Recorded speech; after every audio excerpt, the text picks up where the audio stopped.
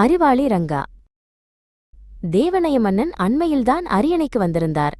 இளைஞரான மன்னர் செல்வர் ஏழையர் இருவருக்கும் நீதியுடன் ஆட்சி செய்ய தீர்மானித்தார். ஆனால் புதிய மன்னர் அளவுக்கதிகமாக நம்புபவராகவும் எப்போதும் போலவே மன்னரின் பெருந்தன்மையை பயன்படுத்திக் கொள்ள ஆர்வமாக இருப்பவர்கள் அதிகமிருந்தனர். ஒவ்வொரு காலையிலும் அரண்மனை முற்றத்தில் பிச்சைக்காரர்கள் நிறைந்திருப்பார்கள். மன்னரின் ஊழியர்கள் வெள்ளி நாணயங்கள் நிரம்பிய தட்டுகளை சுமந்து சுற்றி வருவார்கள். ஒவ்வொரு பிச்சைக்காரருக்கும் 5 நாணயங்கள் கொடுக்கப்படும். நிச்சயமாக பெரும்பாலான பிச்சைக்காரர்கள் தினமும் காலையில் வந்துவிட்டதால் அவர்கள் விரைவில் வசதி படைத்தவர்களாக மாறினர். அவர்கள் நின்று தங்கள் மன்னரை புகழ்ந்து கோஷமிடுவார்கள். மன்னருக்கு உதவ எந்த தியாகத்தையும் செய்ய தயாராக இருப்பதாக சபதம் செய்வார்கள். ஆனால் அந்த பிச்சைக்காரர்கள் தங்களை செழுமைப்படுத்திக் கொள்ள பெரிய திட்டங்களுடன் இருந்த பிரபுக்களைப் போல் மோசமானவர்கள் அல்ல.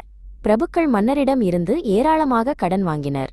மன்னர் எப்போது விரும்பினாலும் கடனை திரும்பச் செலுத்துவதாக புனிதமான அனைத்தின் மீதும் சத்தியம் செய்தனர். இருப்பினும் மன்னர் மிகவும் முட்டாள்தனமாகவும் மிகவும் நம்புபவராகவும் இருக்கிறார் என்று அரண்மனையில் ஒருவர் கருதினார். அவர்தான் அரச கருவூலத்தின் பாதுகாவலரான ரங்கா.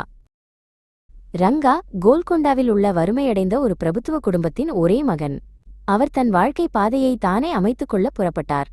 மன்னர் ரங்காவின் மீது உடனடியாக பிரியம் கொண்டார். அவரை கருவூல காப்பாளராக நியமிப்பதில் எந்த தயக்கமும் காட்டவில்லை. ரங்கா கோல்கொண்டாவில் உள்ள வறுமையடைந்த ஒரு பிரபுத்துவ குடும்பத்தின் ஒரே மகன். அவர் தன் வாழ்க்கை பாதையை தானே அமைத்துக் கொண்டார். மன்னர் ரங்காவின் மீது உடனடியாக பிரியம் கொண்டார். அவரை கருவூல காப்பாளராக நியமிப்பதில் எந்த தயக்கமும் காட்டவில்லை. காலம் செல்லச் செல்ல பணம் கடன் கொடுப்பதுதான் நட்புக்கு உறுதியான அடித்தளம் என்ற எண்ணத்தில் மன்னர் மேலும் மேலும் மயங்கினார். ஒரு நாள் காலையில் ரங்கா திடீரென, இந்த நண்பர்கள் என்று சொல்லப்படுபவர்கள் தங்கள் கடன்களை ஒருபோதும் திருப்பிச் செலுத்த மாட்டார்கள் என்பதை நீங்கள் உணர வேண்டிய நேரம் இது உங்கள் மாட்சிமைக்கு என்று வெளிப்படுத்தினார். ரங்காவின் திடீர் வெளிப்பாட்டை கேட்டு மன்னர் திகைத்து போனார். நீங்கள் என் பிரபுக்களை தவறாக மதிப்பிடுகிறீர்கள் என்று அவர் கண்டிப்புடன் கூறினார்.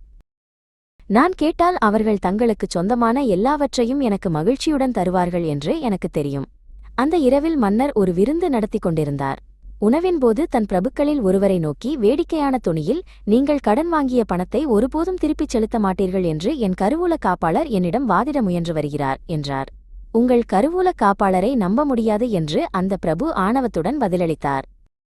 இந்த கயவன் பல ஆண்டுகளாக கருவூலத்தை கொள்ளையடித்து வருகிறான் என்பது இங்குள்ள அனைவருக்கும் தெரியும். அடுத்த நாள் காலையில் மன்னர் ரங்காவை வரவழைத்து, என் பிரபுக்கள் நீங்கள் கருவூலத்திலிருந்து பணத்தை எடுத்ததாக குற்றம் சாட்டுகிறார்கள். இது உண்மையா என்று கேட்டார்.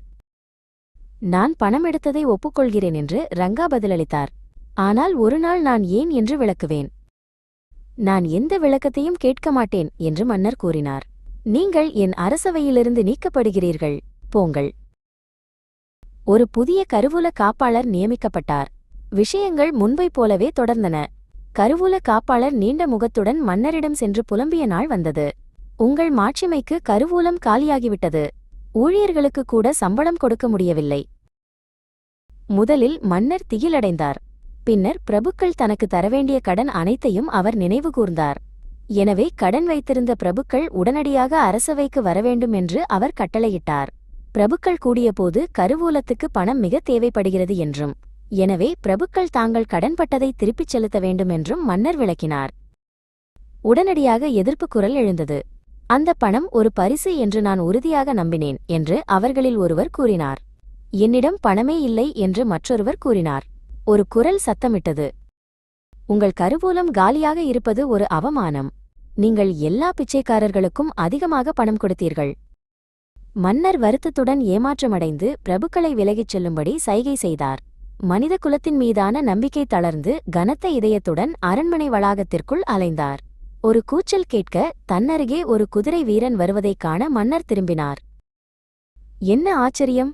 கருவூலத்தை கொள்ளையடித்ததற்காகத்தான் பணிநீக்கம் செய்த ரங்கா அது. இந்த மோசமான செய்தியை நான் கேள்விப்பட்டேன் உங்கள் மாட்சிமைக்கு என்று ரங்கா குதிரையிலிருந்து இறங்கினார். இப்போது நான் விளக்க முடியும். நான் கருவூலத்திலிருந்து பெரும் தொகையை எடுத்து ஆற்றின் மறுபக்கத்தில் நான் கட்டிய ஒரு வீட்டில் பாதுகாப்பாக வைத்திருந்தேன்.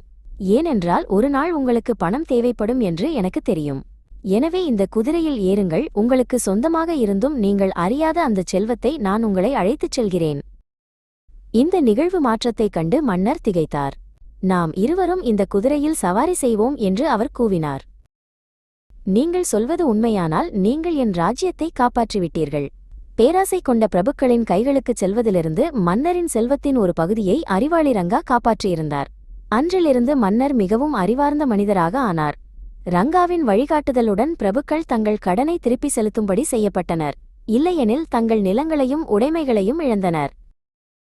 உண்மையான விசுவாசம் வார்த்தைகளால் அல்ல, செயல்களால் நிரூபிக்கப்படுகிறது.